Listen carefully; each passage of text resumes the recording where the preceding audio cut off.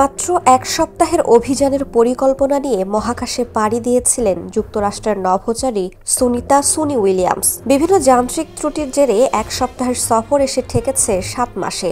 এখনও নিশ্চিত নয় কবে বাড়ি ফিরতে পারবেন 59 বছর বয়সী সুনিতা। বলা হয় সুনিতা পোড় খাওয়া একজন নভোচারী। এ পর্যন্ত 3 বার মহাকাশ যাত্রা করেছেন। এসব যাত্রায় বেশ কিছু রেকর্ডও ভেঙেছেন তিনি। যুক্তরাষ্ট্রের নেভাল একাডেমি থেকে প্রশিক্ষণপ্রাপ্ত পাইলট সুনিতা বিভিন্ন মিশনে অংশ নিয়েছেন। 1998 সালে তিনি নভোচারীর প্রশিক্ষণ নিতে শুরু করেন। মহাকাশে তার প্রথম অভিযান ছিল 2006 সালে। সে সময় স্পেস শাটল ডিসকভারিতে মোট 195 দিন কাটিয়েছেন তিনি। 4 বার স্পেস ওয়াকে গিয়ে মহাকাশযানের বাইরে মোট 29 ঘন্টা কাটান। একজন নারী নভোচারী হিসেবে এই দুটি কাজ করে রেকর্ড গড়েন তিনি।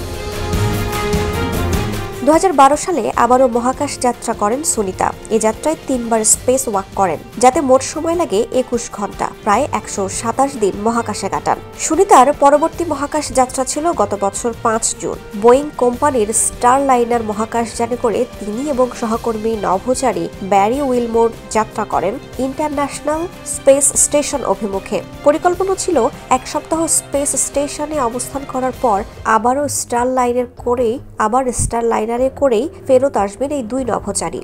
কিন্তু এত দ্রুত পৃথিবীতে ফিরে আসা হয়তো সুনিতার ভাগ্যে ছিল না। স্পেস স্টেশনে যাত্রার পথেই স্টারলাইনারের 5টি থ্রাস্টার অকেজো হয়ে যায়। এর প্রপালসন সিস্টেম থেকে হিলিয়াম লিক করতে থাকে। এতে নাসা সিদ্ধান্ত নেয় সহসাই এই মহাকাশযানটি ব্যবহার করা যাবে না। আগে নিশ্চিত করতে হবে তাতে পৃথিবীতে ফেরা নিরাপদ কিনা। এসবের মধ্যে স্পেস স্টেশনের অন্য কর্মীদের সাথে যোগ দেন সুনিতা এবং ব্যারি। জুন গড়িয়ে এলো জুলাই, এরপর আগস্ট। সব দিক ভেবেচিন্তে নাসা থেকে জানানো হয় স্টারলাইনারে করে ফেরত আসা নিরাপদ হবে না, বরং স্টারলাইনার কোনো মানুষ ছাড়াই ফিরে আসবে পৃথিবীতে। স্পেস স্টেশনে স্পেস এক্স কোম্পানির একটি ড্রাগন মহাকাশযান পাঠানো হবে 2 জন নভোচারী সহ।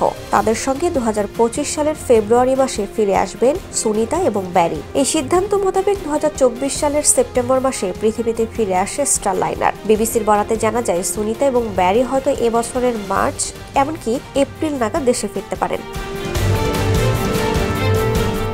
ইন্টারন্যাশনাল স্পেস স্টেশনে কাজের অভাব নেই। কর্মীদের মাঝে ভাগ করে দেওয়া হয় এসব কাজ। সুনিতা এবং ব্যারি সেসব কাজই করে চলেছেন গত কয়েক মাস ধরে। জানুয়ারির 16 তারিখ সেসব কাজের বাইরেও একটি কাজ করেছেন সুনিতা, আর তা হলো স্পেস ওয়াক। মহাকাশের ভরশূন্য অবস্থায় শরীর এলিয়ে দেওয়ার নাম কিন্তু স্পেস ওয়াক নয়। কাজটি বেশ কঠিন। প্রথমত নভোচারীকে পড়তে হয় ভারী এক স্পেস স্যুট। তার শরীরে অক্সিজেনের পরিমাণ ঠিকঠাক আছে কিনা তা খুব গুরুত্বের সঙ্গে পরিমাপ করা হয়।